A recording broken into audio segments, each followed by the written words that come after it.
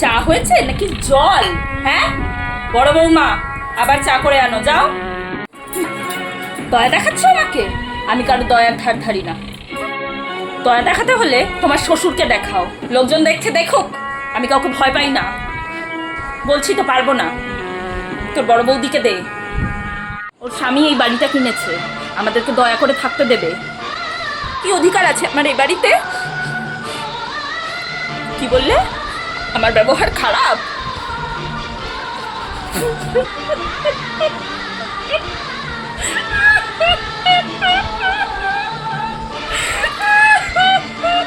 তপনকে তো পেটে ধরিনি, তাই এই পাড়া শুদ্ধ লোকের সামনে আমাকে অপমান হতে হলো। কিন্তু একটা নতুন বাড়ি, তাহলে বুঝতাম। তোদের বাড়ি তোরা ঢোক, জুতো মেরে আর গরুদান করতে হবে না। যা তুই যা।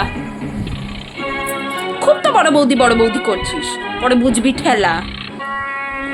এই জন্যই লোকে বলে নিজের ভাই আর সৎ ভাই। চল, ভাগ্যে থাকলে চাকরি এমনিই হবে। স্বপ্নের চাকরিটা হয়ে যা, আমি আমার ছেলেকে নিয়ে চলে যাব। ওরা ফ্ল্যাট পাবে, গাড়ি পাবে, আমি ওদের সাথেই ফ্ল্যাটে চলে যাব। মুখের ওপর স্পষ্ট বললো আমি পারবো না। ছেলে? কার ছেলে? ওরকম স্বার্থপর ছেলেকে আমি পেটেই ধরতে পারি না। কি গো বড় বৌমা, কি রে ছেলে পেয়ে তুইও অফিস যাওয়া ছেড়ে দিলি নাকি? বড় বৌমা, তুমি কি ভেবেছো বলো তো?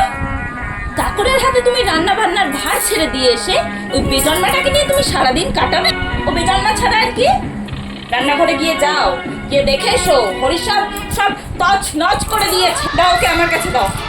এই আয় আয় বলছি, এই আয়।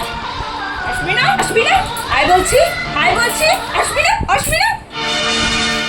হঠাৎ করে এত বড় সাহস তো? আমার হাতুড়ি এত বড় সাহস? দাঁড়া, আজকে স্বপন ফিরুক, দাঁড়া, এর শোধ আমি তুলবই। আমিও দেখবো তোর বউ কি করে ওই বেজন্মাটাকে নিজের কাছে রাখে। অতই বড়দা বৌদিকে আড়াল করিস। স্বপন এখন চাকরি পেয়েছে, দিয়ে আমি এমন বউ আনবো না। আমায় ক্ষমা করে দাও বৌমা, তুমি তো আমার মেয়ের মতন। আমায় ক্ষমা করে দাও বৌমা। তুমি বলো, আমরা মা মেয়ে একসাথে সংসার করতে পারি না? দাদু ভাইকে নিয়ে ঝামেলাটা আমিই বাঁধিয়েছিলাম, আমি এর নিষ্পত্তি করব। দাদু ভাই, তুমি বলো তো, তুমি কোন মায়ের কাছে থাকবে?